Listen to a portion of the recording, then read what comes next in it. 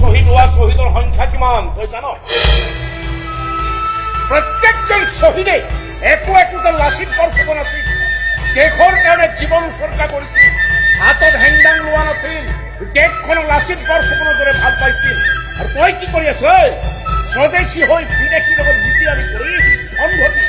যেতিয়ালৈকে তোৰ দৰে স্বদেশীয়ে বিদেশীৰ লগত মিতিৰালি কৰি থাকিব, বিদেশীক ঘৰত বহিবলৈ বৰফিৰা পাৰি দিব, তেতিয়ালৈকে অসমৰ ঠায়ে ঠায়ে বাংলাদেশী পাকিস্তানী ফ্লেগ মনে মনে উৰি থাকিব।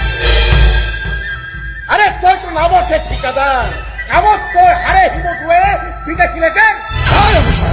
মুখ সম্ভারে কথা চুপ চুপ! কি অপরাধ তোর সবাই তেল খেয়ে আহিছ? পাহৰিলি নেকি? আৰে বৰদাৰৰ ৰাস্তা বনোৱাৰ নামত কাটাতাৰ পাৰ কৰি কিমান বাংলাদেশীৰ অসমত সোমোৱালি এবাৰ হিচাপ কৰ। সন্ত্ৰাসবাদীৰ লগত চালা মিতিৰালি কৰি বন্দুক বাৰুদকে আৰম্ভ কৰি কি প্ৰমাণ আছে তোৰ হাতত? কি প্ৰমাণ আছে তোৰ হাতত যে মই বিদেশী এজেণ্ট? এনেবোৰ কথা কৈ নিজৰ বিপদ চপাই নলবি অফিচাৰ। মোৰ বিপদ? সঁচা কথা কবলৈ জিভা নকপে। মোৰ মনত ৰাখিবি লাচিত, লাচিত বৰফুকন মোৰ নাম।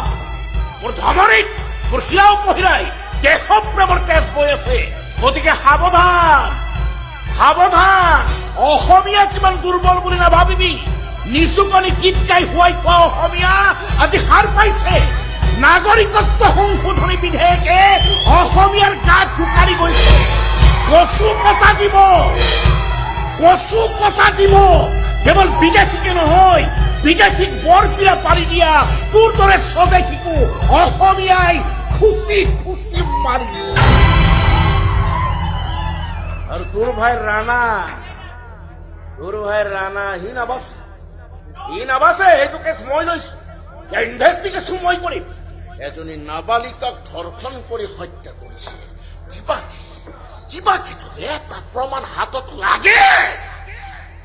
আদালতৰ আইনে বাট নাচাও, চিন্তাই ৰাজহুৱা স্থানত তাক ডিঙিত ৰছী লগাই ওলমাই দিম চা।